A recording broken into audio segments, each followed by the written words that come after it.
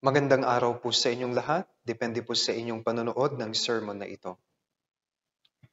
Okay, for today's lesson, pag-aaralan po natin ang unit number 16, The Destruction of Judah. Bago po ang lahat, samahan niyo po ako. Tayo pong lahat ay yumuko at manalangin. Let's pray together. Dakila at makapangyarihan naming Amang Diyos sa langit, Ama, maraming salamat po dahil po sa buhay na walang hanggan na ipinagkaloob niyo po sa amin. Kami po sana ay marapat lamang doon po sa walang hanggang pagkapugsa sa impyerno, subalit dahil naawa kayo sa amin, dahil sa inyong napakalawak na pagmamahal para sa amin, pinatunayan ng Panginoong Hesus ito 2,000 taon na po ang nakakaraan doon po sa krus sa Kalbaryo, kung saan nagtigis siya ng kanyang napakahalaga at banal na dugo para sa katubusan ng aming mga kasalanan. Doon sa krus, tiniyak niyo po sa amin ang walang hanggang katubusan ng aming mga kasalanan, kinagkaroon po kami ng tunay na kaligtasan, tunay na pag-asa sa aming puso. Kaya nga, lagi naming binabanggit, Panginoon, ang taus-puso naming pasasalamat dahil po sa biyaya ng kaligtasang ito. Salamat din po sa napakagandang church kung saan patuloy niyo po kaming minamahal, patuloy na inaaruga at binibigyan ng biyaya na sinusundan pa ng mas maraming biyaya upang lumago ang aming mahihinang pananampalataya. Salamat din po sa pagbibigay sa amin ng napakagandang pagkakataon, mga pribilehyo bilang mga church school teachers upang magamit kami bilang instrumento upang alagaan ang mga bata hanggang sa maakay po sila sa kanilang tunay na kaligtasan. Panginoon, dalangin ko po na patuloy kayong kumilos sa puso at isip ng mga kamanggagawa, mga teachers, upang wag silang magsawa sa pag-aalaga sa mga bata sa church hanggang sa magamit sila bilang instrumento para sa kaligtasan at buhay Kristiyano ng mga batang ito. Hiling ko rin po na pagkalooban niyo po kami ng mapag-unawang puso at isip habang pinag-aaralan po namin ang mga salita ng Diyos, mga salita ng Diyos na pwede po namin magamit sa aming personal na buhay Kristiyano bilang mga teachers at mga salita ng Diyos na pwede po naming maituro sa aming mga estudyante. Pagkalooban niyo rin po ang mga ngaral ng pananalitang naaayon lamang sa inyong banal na kalooban.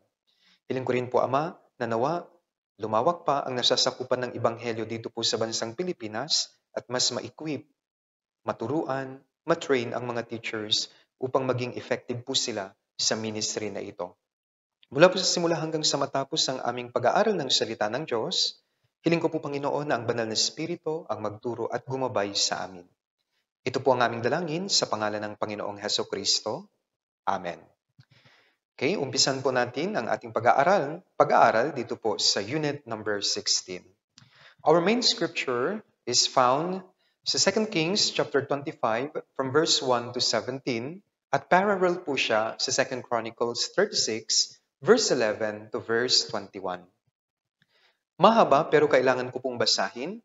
Brothers and sisters, my dear teachers sa church school, ito po ang salita ng Diyos, unit number 16, The Destruction of Judah.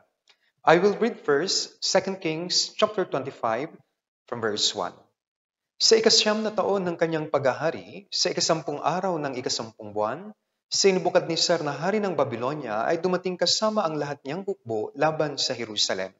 At kinubkob ito, at nagtayo sila ng mga kutang pangkubkob sa palibot nito. Kaya't nakubkob ang lungsod hanggang sa 11 taon ni Haring Sedekias. Nang ikasyam na araw ng ikaapat na buwan, ang taggutom ay napakatindi sa lungsod. Ano pat walang pagkain para sa mamamayan ng lupain. Verse 4, nang magkagay gumawa ng isang butas sa lungsod ang hari, kasama ang lahat ng lalaking mandirigma, ay tumakas sa gabi sa daan ng pintuang bayan sa pagitan ng dalawang pader na sa tabi ng halamanan ng hari. Bagaman ang mga Kaldeyo ay nasa palibot ng lungsod. At sila ay humayo sa daang patungo sa Araba. Ngunit hinabol ng hukbo ng mga Kaldeyo ang hari at kanilang inabutan siya sa mga kapatagan ng Jericho at ang lahat niyang hukbo ay nangalat at iniwan siya. Verse 6, dinakip nila ang hari at kanilang dinala siya sa hari ng Babylonia sa Ribla na naggawat ng hatol sa kanya. Kanilang pinatay ang mga anak ni Sedekias sa kanyang harapan at dinukit ang mga mata ni Sedekias at siya'y ginapos ng tanikala at dinala sa Babylonia. Nang ikapitong araw ng ikalimang buwan, na siyang 19 na taon ni Haring Nebukadnezar na hari ng Babylonia, Si Nebuzaradan na punong kawal ng bantay na lingkod ng hari ng Babylonia ay dumating sa Jerusalem. Kanyang sinunog ang bahay ng Panginoon, ang bahay ng hari, at ang lahat ng mga bahay sa Jerusalem. Bawat malaking bahay ay sinunog niya. Verse 10. Ibinagsak ang mga pader sa palibot ng Jerusalem ng lahat ng hukbo ng mga Kaldeo na kasama ng punong kawal ng bantay. Ang nalabing mga tao na naiwan sa lungsod at ang mga tumakas patungo sa hari ng Babylonia at ang nalabi sa napakaraming tao ay dinalang bihag ni Nebuzaradan na punong kawal ng bantay. Ngunit iniwan ng punong kawal ng bantay ang mga pinakadukas sa lupain upang maging mag-uubas at magsasaka. Verse 13, ang mga haliging tanso na nasa bahay ng Panginoon at ang mga patungan at ang sisidlang tanso na nasa bahay ng Panginoon ay pinagputol-putol ng mga Kaldeo at dinala ang tanso sa Babylonia. At kanilang tinangay ang mga palayok, mga pala, mga pamutol ng mitya, mga pinggan para sa insenso, lahat ng kagamitang tanso na ginagamit sa paglilingkod sa templo. Gayon din ang mga apuyan at ang mga mangkok. Ang anumangyari sa ginto at sa pilak ay dinalang lahat ng punong kawal ng bantay. Verse 16, ang dalawang haligi, sisidlang tanso at sa mga patungang ginawa ni Solomon para sa bahay ng Panginoon, ang tanso ng lahat ng kasangkapang ito ay hindi kayang timbangin. Ang taas ng isang haligi ay 18 siko at isang kapitel na tanso ang nasa dulod niyon. Ang taas ng kapitel ay 3 siko na may palamuti at granada na pawangyari sa tanso ang nasa kapitel sa palibot. At ang ikalawang haligi ay gaya rin yon at may palamuti. This time, let's go to the book of 2 Chronicles, chapter 36, from verse 11 to verse 21, I'm gonna read it also. Verse 11, si Sedekias ay 21 taong gulang nang siya'y nagsimulang maghari, at siya'y naghari ng 11 taon sa Jerusalem. Kanyang ginawa ang masama sa paningin niya ng Panginoon niyang Diyos. Siya'y hindi nagpakababa sa harapan ni Propeta Jeremias na nagsalita mula sa bibig ng Panginoon. Nagimagsik din siya laban kay Haring Nebukadnezar na siyang nagpasumpa sa kanya sa pangalan ng Diyos. Ngunit pinagmatigas niya ang kanyang liig at pinagmatigas niya ang kanyang puso laban sa panunumbalik sa Panginoon, ang Diyos ng Israel.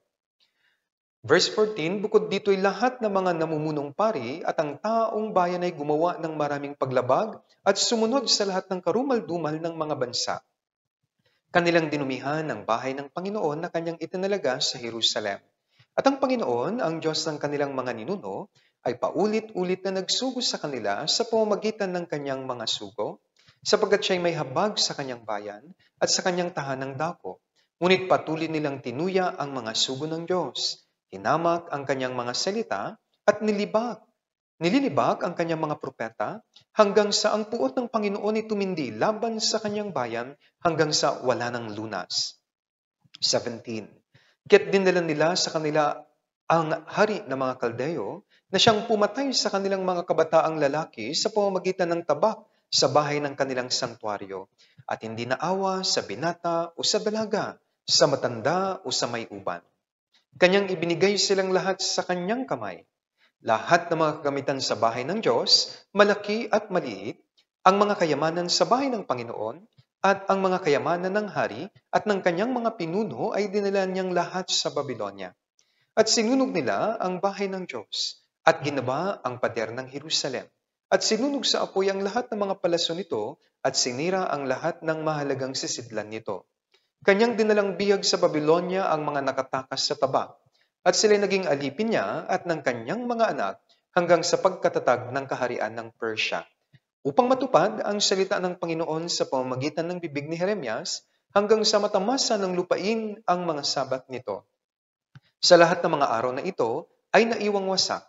Ito ay nangilin ng sabat upang ganapin ang 70 taon. Hanggang dito na lamang po.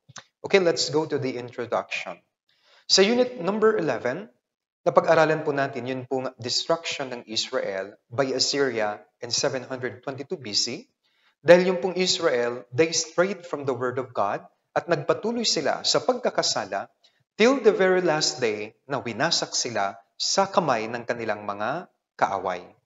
Sa unit na ito, we will study, on the other hand, yun pong nangyaring destruction naman sa Judah gamit ang Babylonia. na nangyari po noong 586 BC. The people of Judah actually, nakita po nila kung paanong binasak ng Diyos ang Israel using the Assyrians. However, imbis na magsisi po sila, nagpatuloy pa sila and they persisted with their sins. God sent many prophets to tell them to turn away from their evil ways, yet hindi po sila nakinig. At sa panahon po ng paghahari ni Zedekiah, yung spiritual na condition po ng Judah ay napakasama na talaga. The king refused to humble himself before either God and Nebuchadnezzar, even though God repeatedly sent messages and messengers urging him to do so.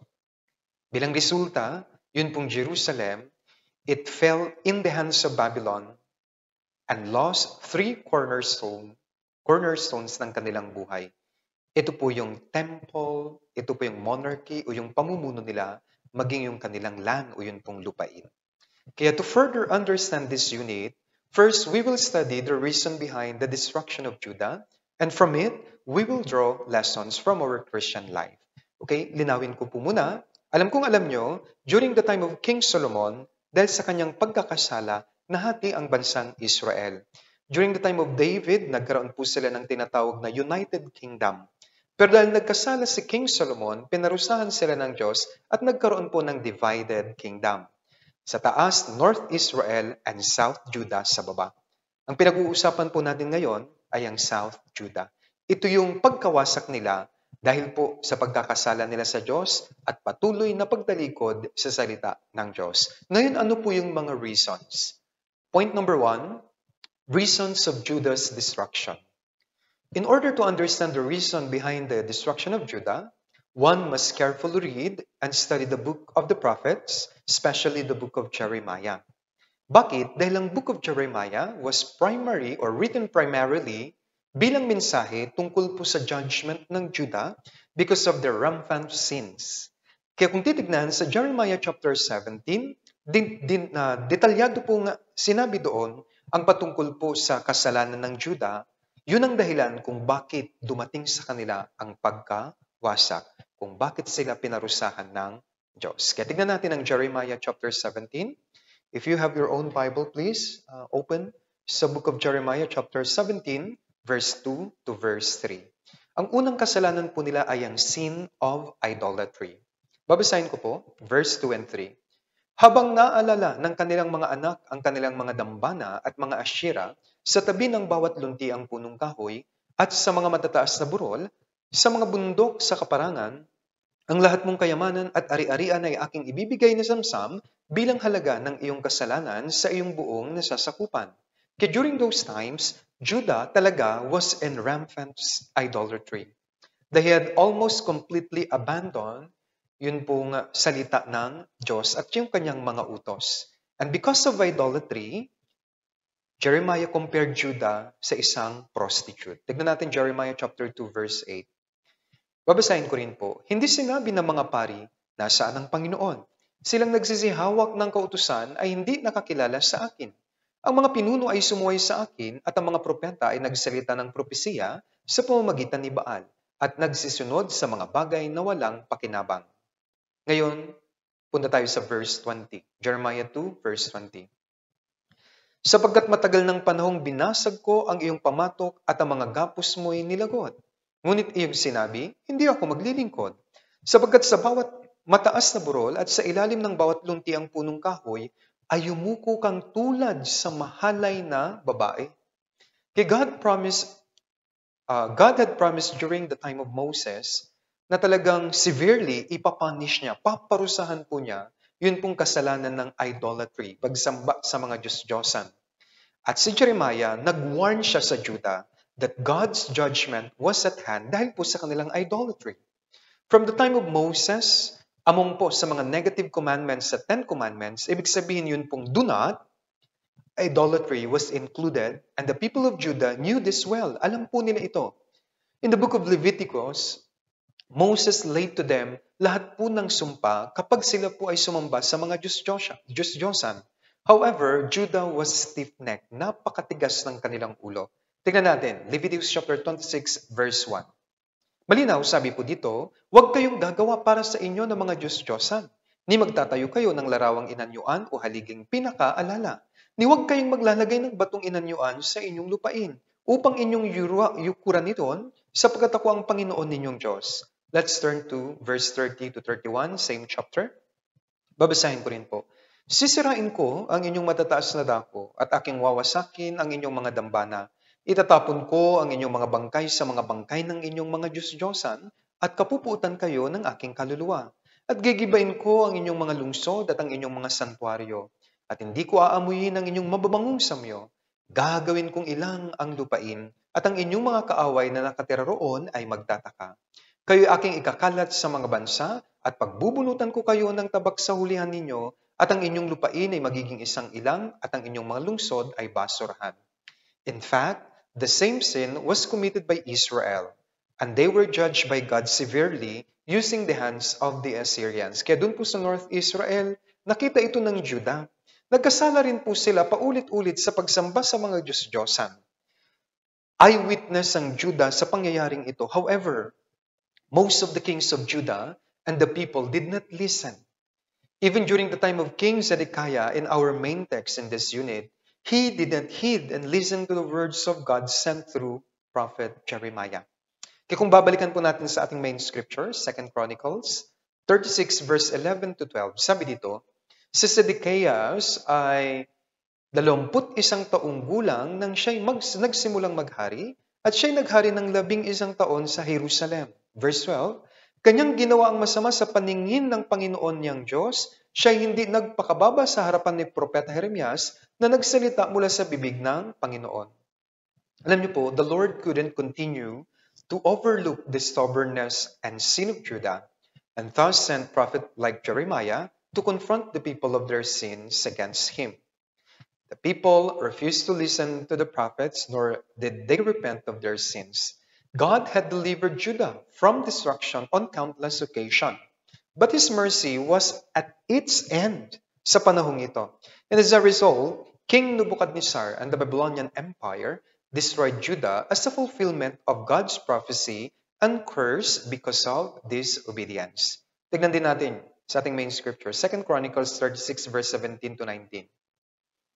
Kaya't dinala niya sa kanila ang hari ng mga Kaldeo na siyang pumatay sa kanilang mga kabataang lalaki sa pamamagitan ng tabak sa bahay ng kanilang santuaryo. At hindi naawa sa binata o sa dalaga, sa matanda o sa may uban. Kanyang ibinigay silang lahat sa kanyang kamay. Lahat ng mga kagamitan sa bahay ng Diyos, malaki at maliit, ang mga kayamanan sa bahay ng Panginoon at ang mga kayamanan ng hari at ng kanyang mga pinuno ay dinala niyang lahat sa Babylonia. At sinunog nila ang bahay ng Diyos at giniba ang pader ng Jerusalem at sinunog sa apoy ang lahat ng mga palasyo nito at sinira ang lahat ng mahalagang sisiglan nito. Kaya po yung una. Kung ano yung sinabi ni Prophet Jeremiah, nangyari po. Why? Because of the sin of idolatry. Pagsamba nila sa Diyos-Diyosan. This is the first sin o yung first reason kung bakit pinarusahan ng Diyos ang Judah. Second reason kung bakit sila pinarusahan, point number 2, Roman numeral number 2 sa ating script, trusting man instead of trusting God. Jeremiah 17 verse 5. Basahin po natin sabay-sabay ito pong verse 5. Jeremiah 17 verse 5, basahin po natin 3, 2, 1. Ganito ang sabi ng Panginoon, sumpain ang tao na nagtitiwala sa tao at ginagawang kalakasan ng laman at ang puso ay lumalayo sa Panginoon. Alam niyo po, instead of repenting and turning back to God, Judah was really stubborn and they asked for the help of man. Pinapahirapan na sila ng Diyos pero imbis na mag-repent at lumapit sa Diyos, hindi po. Mas lumayo sila at humanap sila ng solusyon sa pamamagitan ng tao. God brought punishment to them and wanted them to return to Him. But unfortunately, they trusted on man and not on God. God used even the prophet Isaiah to warn them about this thing, but Judah was really stubborn. Kaya kung titignan, Isaiah 30 verse 1 to 2, kabag-abag ang mga mapaghimagsik na mga anak, sabi ng Panginoon, na nagsasagawa ng panukala, ngunit hindi mula sa akin, na nakikipagkasundo, ngunit hindi sa aking spirito, upang sila'y makapagdagdag ng kasalanan sa kasalanan, na pumupunta na lumulusong sa Ehipto, na hindi humihingi ng payo upang manganlong sa pag-iingat ng Faraon at manirahan sa lilim ng Ehipto. Isaiah 31 verse 1 this time. Basahin din po natin sabay-sabay, 3, 2, 1. Kahabag-habag sila na sa Ehipto ay lumulusong upang humingi ng tulong at umaasa sa mga kabayo na nagtitiwala sa mga karwahe sapagkat marami sila at sa mga kabayo sapagkat napakalakas nila. Ngunit hindi sila nagtitiwala sa banal ng Israel o sumasangguni man sa Panginoon. Dito makikita natin, trusting man instead of God is despising God. Ito po ay pagtingin ng maliit sa Diyos, kawalang galang. Bakit? God is omnipotent, omniscient, and omnipresent. The power belongs only to Him. And so, man should and must trust Him. In the case of Judah, it was the other way around. Although God was persistent in calling Judah to repent at bumalik sa kanya, Judah, on the other hand, persistently ignored Him. At imbes na humingi ng tulong sa Diyos, magmakaawa, mag-repent, anong ginawa nila? They asked for the help of man. Pumunta po sila, humingi sila ng tulong mula sa mga Ehipsyo. Kaya nga, the prophet Isaiah was also used by God to warn them about the consequence of trusting man instead of trusting God. Isaiah 30, simula po verse 8 to verse 14. Babasahin ko po. Ngayon humayo ka, isulat mo sa harapan nila sa isang tapyas na bato at ititik mo sa isang aklat upang sa darating na panahon ay maging saksi magpakailanman. Sapagkat sila'y mapaghimagsik na bayan, mga sinungaling na anak, mga anak na ayaw makinig sa kautusan ng Panginoon, na nagsasabi sa mga taga-kita, huwag kayong makakita ng pangitain, at sa mga propeta, huwag kayong magpahayag sa amin ng matutuwid na bagay. Magsalita kayo sa amin ng mga kawili-wiling bagay. Magpropesya kayo ng mga haka-haka. Humiwalay kayo sa daan, lumihis kayo sa landas, huwag na tayong makinig sa banal ng Israel. Kaya't ganito ang sabi ng banal ng Israel, sapagkat inyong hinamak, sabi kanina, despise, di ba? Hinamak ang salitang ito, at nagtiwala kayo sa pang-aapi at kasamaan, at umasa sa mga iyon, kaya't ang kasamang ito ay magiging sa inyo'y gaya ng butas sa isang mataas na pader, na kalabas at malapit ng bumagsak, na biglang dumarating ang pagbagsak sa isang iglap. At ang pagkabasag nito ay gaya ng pagkabasag ng sisidlang ng magpapalayo na walang awang dinurog na anupat walang natagpong isang kapiraso sa mga bahagi niyon na maikukuha ng apoy mula sa apuyan o maisasalok ng tubig sa balon. Kaya nga, tignan niyo po, just like what Isaiah said, yung calamity came to Judah suddenly. Itong mga propesiyang ito, itong mga hula, itong mga warning na ito, dumating sa Judah. They were destroyed. Even the temple that once they took pride of was destroyed. And the precious things inside the temple was robbed. Ito po ay ninakaw, kinuha. Ikalawang hari, 25, verse 13 to 15. Doon po sa unang part ng ating main scripture, babasahin ko po. Ang mga haliging tanso na nasa bahay ng Panginoon at ang mga patungan at ang sisidlang tanso na nasa bahay ng Panginoon ay pinagputol-putol ng mga Kaldeo at dinala ang tanso sa Babylonia. At kanilang tinangay ang mga palayok, mga pala, mga pamutol ng mitya, mga pinggan para sa insenso, lahat ng kagamitang tanso na ginagamit sa paglilingkod sa templo. 15, gayon din ang mga apuyan at ang mga mangkok. Ang anumang mangyari sa ginto at sa pilak ay dinalang lahat ng punong kawal ng bantay. Kaya as a result of Judah's continued distrust on God and unrepentant idolatry, God allowed the Babylonians to besiege, plunder, burn, destroy the city of Jerusalem. Ito po ay actual na nangyari sa history ng bansang Israel. Yun pong Solomon's temple, which had stood for approximately 400 years, was burned to the ground.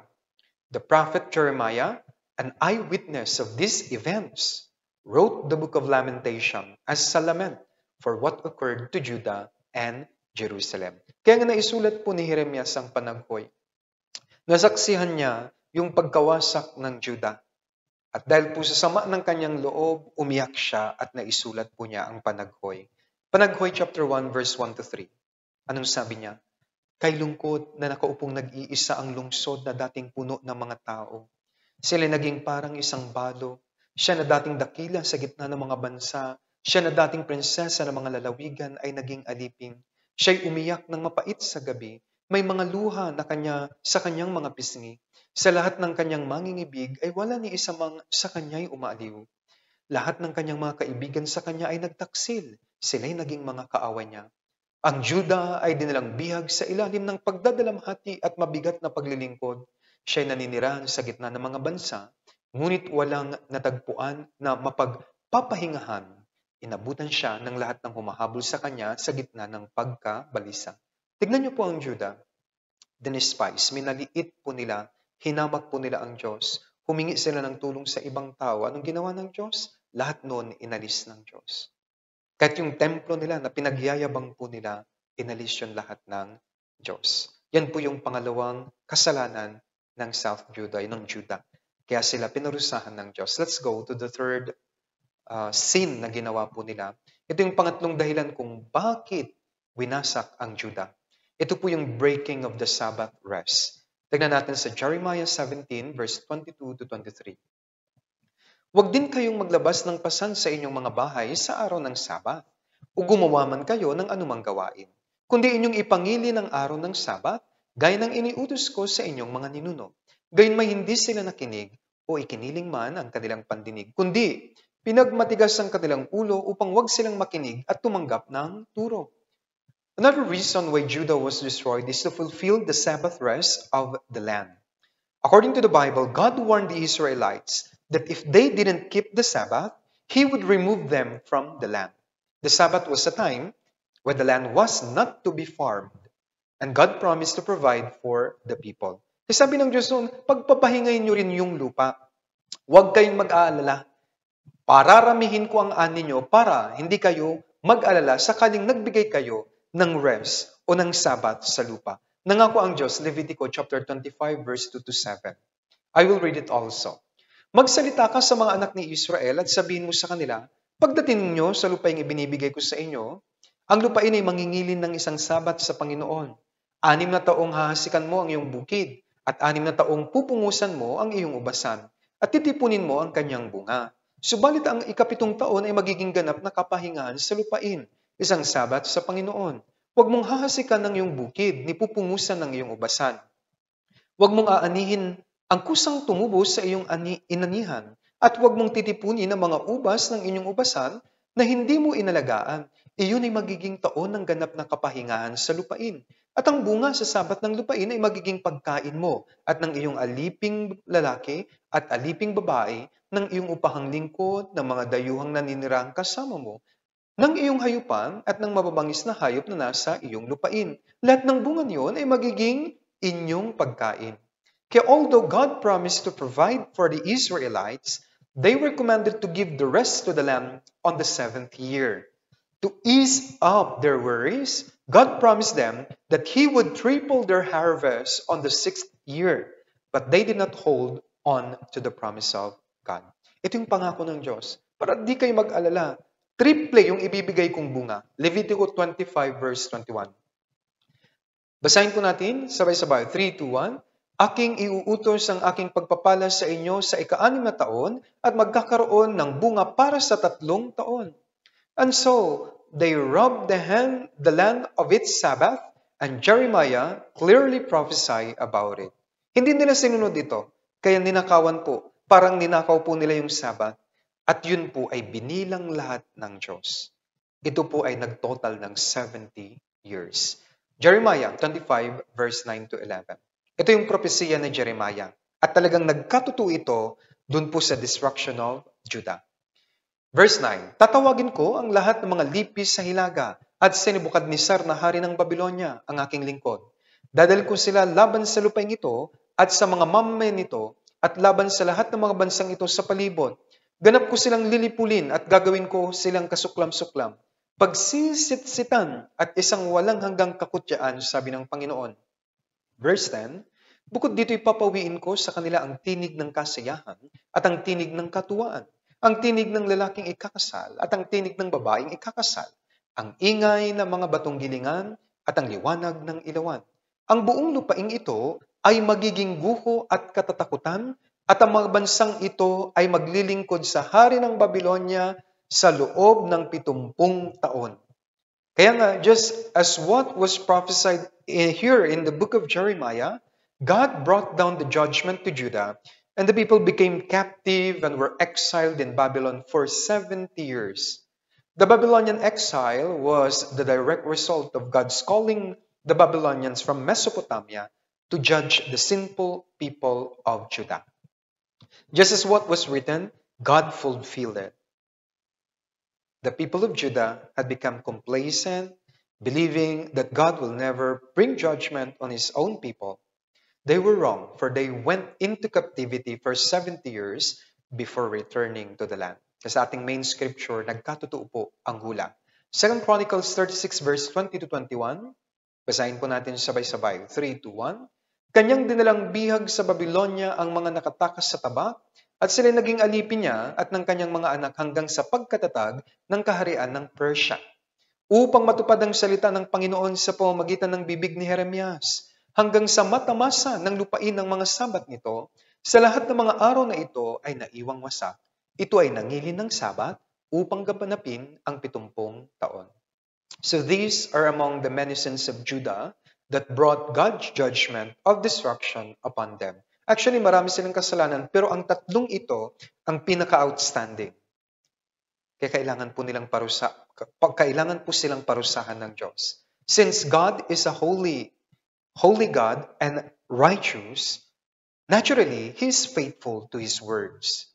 The punishment of destruction and death was to demonstrate both the past patience of God upon Israel and His faithfulness to His words. Okay, after studying the reasons behind Judah's destruction, now let us go to the lessons. Gaya po ng sinabi ni Pablo sa Bagong Tipan, the history of the whole nation of Israel, bakit sila naisulat?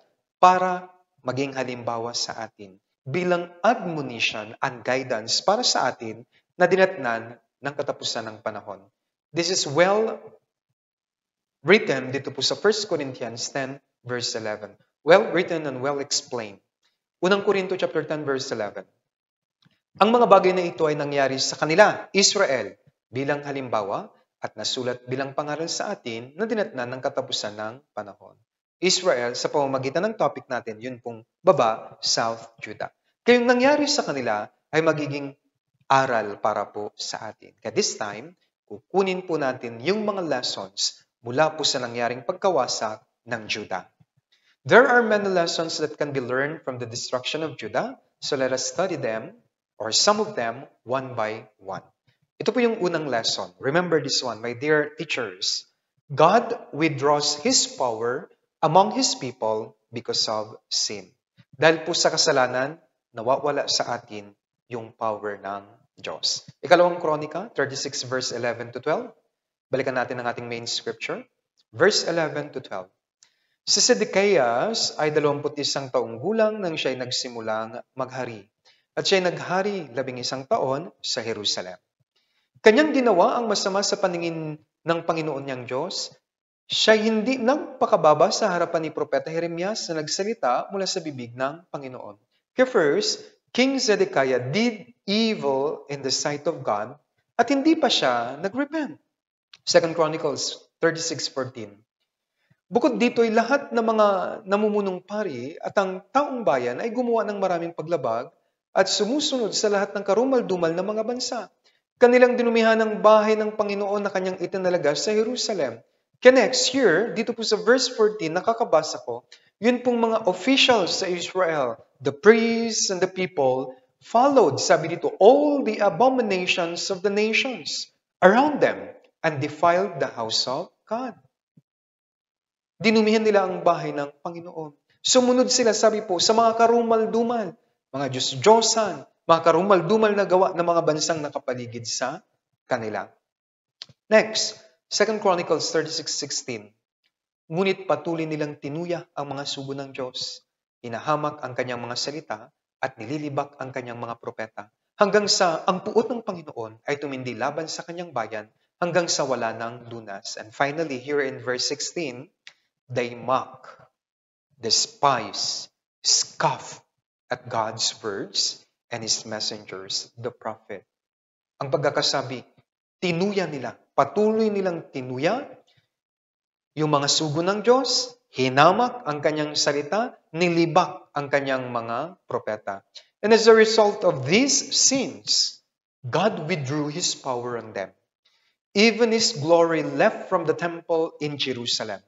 In addition, God departed from their midst, an absence symbolized in one of Ezekiel's vision. Nakita na po ito ni Ezekiel na yung kapangyarihan ng Diyos, yung kaluwalhatian niya, aalis na sa kanila. Ezekiel 11:23, babasahin ko rin po. At ang kaluwalhatian ng Panginoon ay pumailang lang mula sa gitna ng lungsod at huminto sa ibabaw ng bundok na nasa dakong silangan ng lungsod. Alam niyo po, during the time of David, God promised that His glory and power will reside among His people in the temple of Jerusalem. Through David, Israel won many battles against their enemies. Kaya nga nagkaroon ng United Kingdom because of David. David was able to establish strong and united kingdom. However, because of the sins of Solomon and because of the idolatry of both North Israel and South Judah, God withdrew His power and glory to them. Yung kanilang mga kaaway ngayon ay naging mas malakas kaysa kanila. At sila po ay inoppress, sila po ay winasak mismo ng kanilang mga kaaway. Ito po yung lesson na napakahalaga. Pwedeng mangyari ito sa ating buhay Kristiyano. Remember, my dear brothers and sisters, if there is sin in us, especially the sin of idolatry, not trusting God, and continuous disobedience sa words of God, God's power can never work in us. Tandaan niyo po yan. In the Bible, there are many examples of the consequences of sin in our life. If there is sin, tandaan po ninyo, God withdraws His power from us, resulting to a weak Christian life. Example, Adam and Eve. Genesis chapter 3, verse 18. Mga tinik at dawag ang sisibol doon para sa iyo at kakain ka ng tanim sa parang. Nung si Adan at saka si Eva ay nagkasala, ano po yung tumubo sa lupa? Thorns and thistles came out. Sin produces thorns and thistles in our Christian life. Tandaan nyo, kung may kasalanan, nagkakaroon ng maraming tinik at dawag sa ating buhay Kristiyano. At dahil dito, yung kasalanan ito ang nagpapahina ng ating buhay Kristiyano. Sin is one of the reasons why God's power cannot work in us. Tandaan po natin ito. Another example is Israel.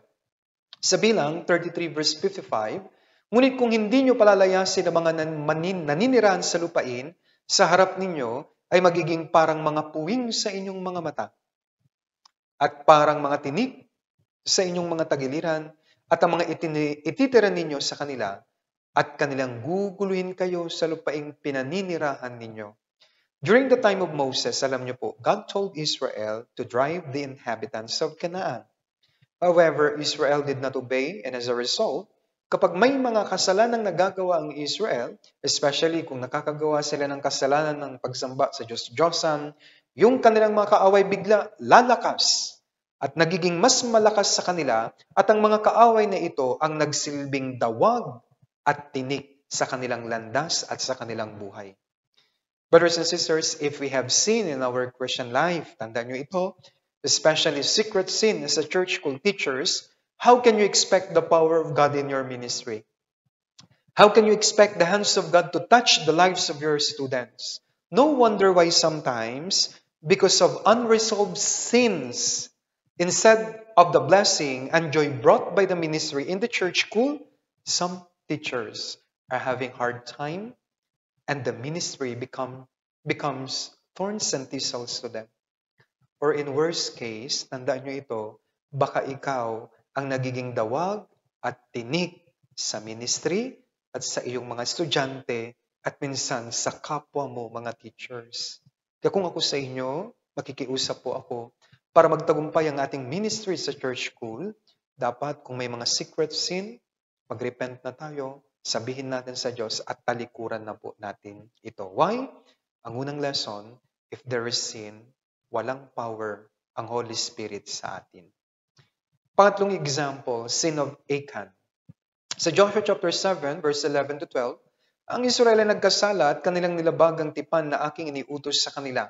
Sila'y kumuha sa mga itinalagang bagay, sila'y nagnakaw, nagsinungaling at inilagay ang mga iyon sa kanilang sariling daladalahan. Verse 12, kaya't ang mga anak ni Israel ay hindi makakatagal sa harapan ng kanilang mga kaaway. Sila'y tumalikod sa harapan ng kanilang mga kaaway sapagkat sila'y naging bagay para sa pagkawasak. Ako'y hindi nasasama sa inyo, malibang puksain ninyo ang mga itinalagang bagay sa gitna ninyo. Tumayo ka, pakabanalin mo ang bayan at sabihin mo, magpakabanal kayo sa kinabukasan sapagkat ganito ang sabi ng Panginoon, ang Diyos ng Israel. May mga itinalagang bagay sa gitna mo, O Israel. Ikaw ay hindi makakatagal sa harapan ng iyong mga kaaway hanggang sa inyong alisin ang itinalagang bagay sa gitna ninyo. Prior to this story, kung titignan nyo, kung aatras kayo, Israel defeated a much stronger and fortified city. Ito po yung city of Jericho. However, after their victory, they lost to a much smaller and weaker town. Ito po yung bayan ng Ai. Bakit? Because of Achan's sin. Nagkasala si Achan. Because of sin, they lost the power of God. They became weak and their enemy outpowered them. Lesson uli yun. Next, another example, yun pong pagkabihag ng kaban ng tipan. Unang Samuel 4, verse 10 to 11. Ang mga Filisteo ay lumaban at ang Israel ay natalo at tumakas ang bawat isa sa kanila patungo sa kanya-kanyang tahanan. Nagkaroon ng malaking patayan sapagkat ang nabuwal sa Israel ay 30,000 kawal na lakad. Ang kaban ng Diyos ay nakuha at ang dalawang anak ni Eli, sina Hophni at Phinehas ay napatay. Let's turn to verse 21 and 22. Pinangalanan niya ang bata na Ikabod, na sinasabi, ang kaluwalhatian ay umalis sa Israel sapagkat ang kaban ng Diyos ay nakuha at dahil sa kanyang biyanan at sa kanyang asawa. Kanyang sinabi, ang kaluwalhatian ng Diyos ay umalis sa Israel sapagkat ang kaban ng Diyos ay nakuha. During the time of Prophet Samuel, priest Eli, together with his son Hophni and Phinehas, talaga pong dinispise nila ang Diyos. And they committed sin against God. The Philistines, sa mga panahong yun, fought against the Israel, and Israel was defeated, even though they used the Ark of the Covenant.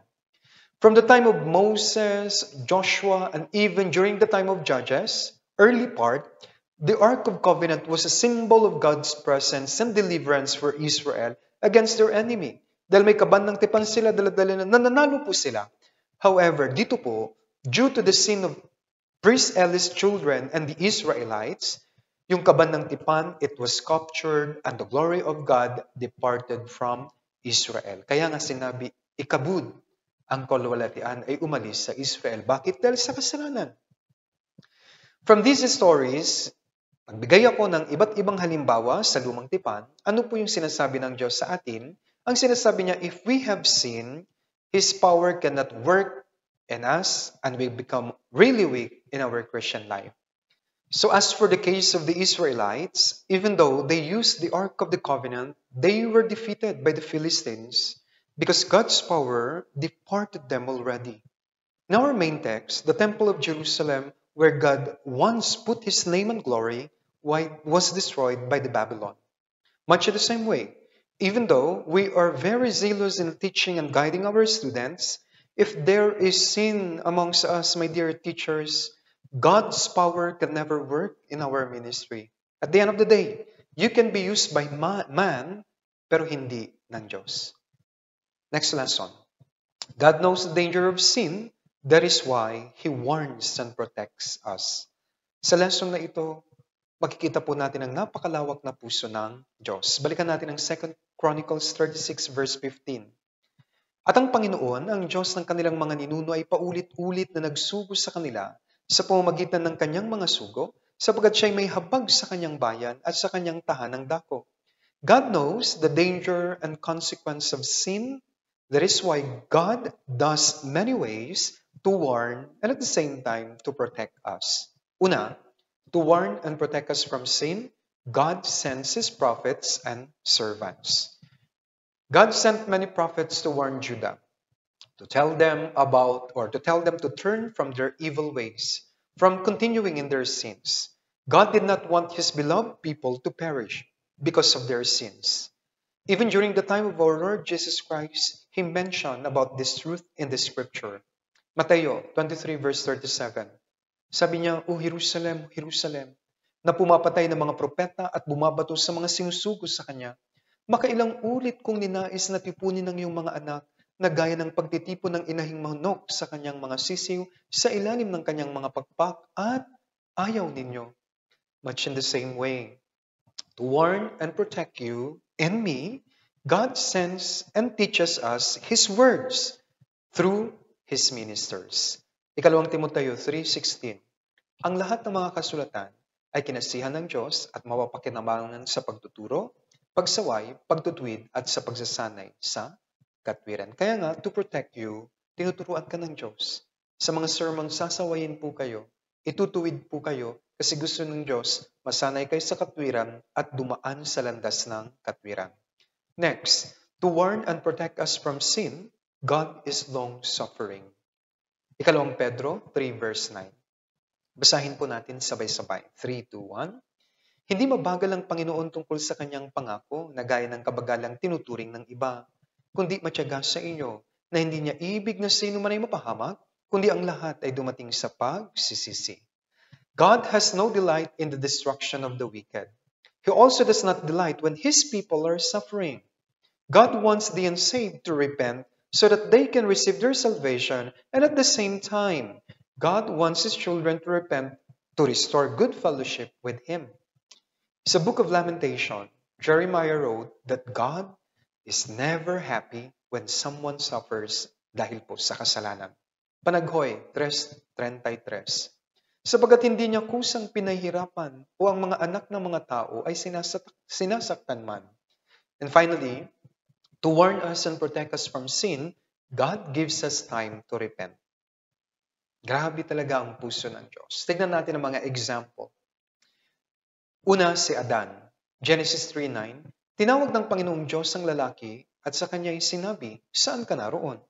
Didn't God know where Adam was? Of course, alam ng Diyos. Pero bakit nagtanong ang Diyos, saan ka naroon? Because God was just testing Adam.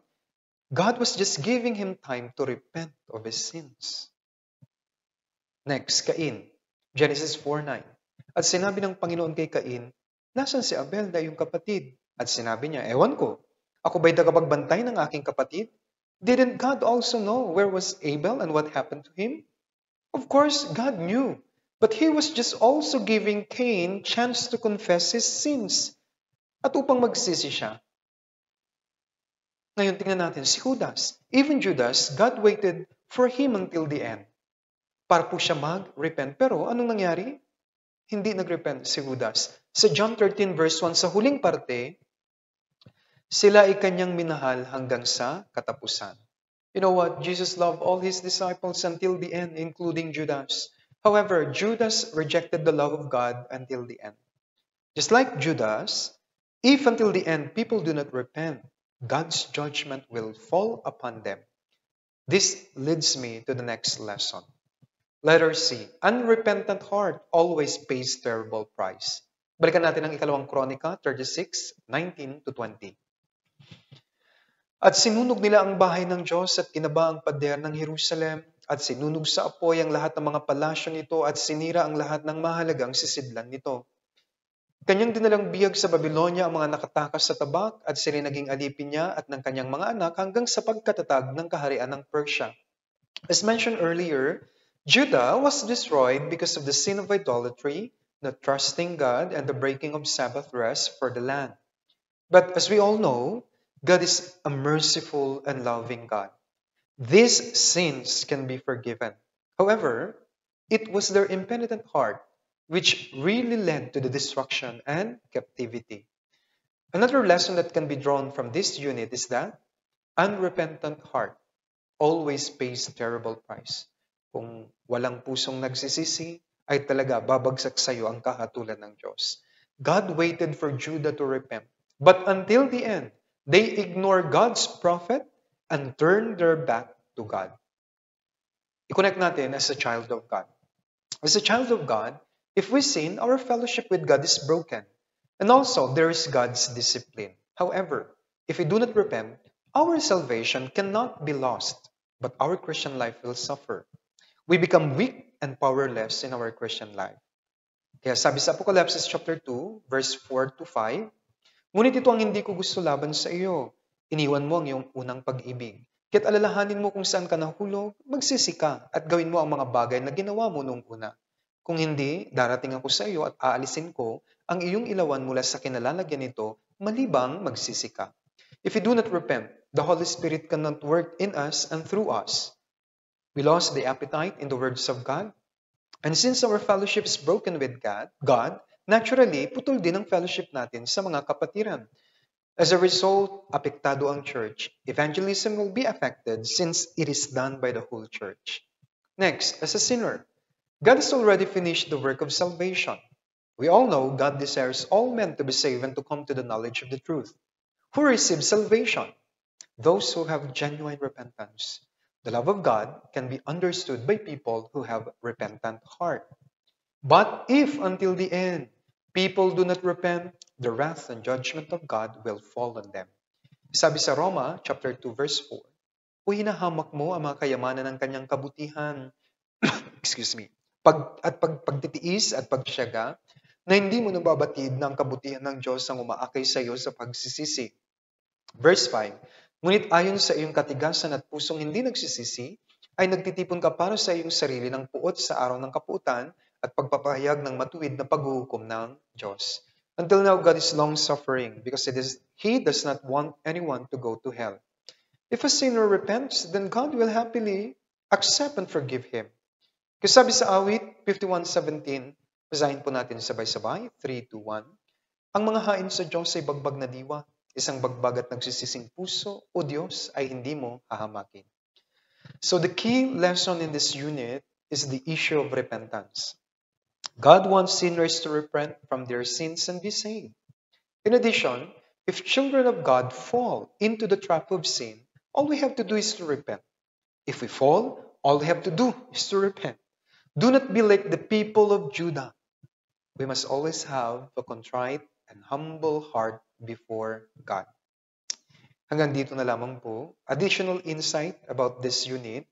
Kapag ituturo nyo po ito, mahalaga sa pagtuturo, ito po, we must show yung pong judgment ng Diyos. However, ipakita nyo mas lalo yun pong love of God.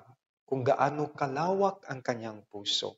Kung gaano kabuti ang Diyos para po sa kapakanan nating lahat. I hope you learned many lessons from Unit 16, The Destruction of Judah, and I'm happy to share to you my meditation at yung pong sermon na ito.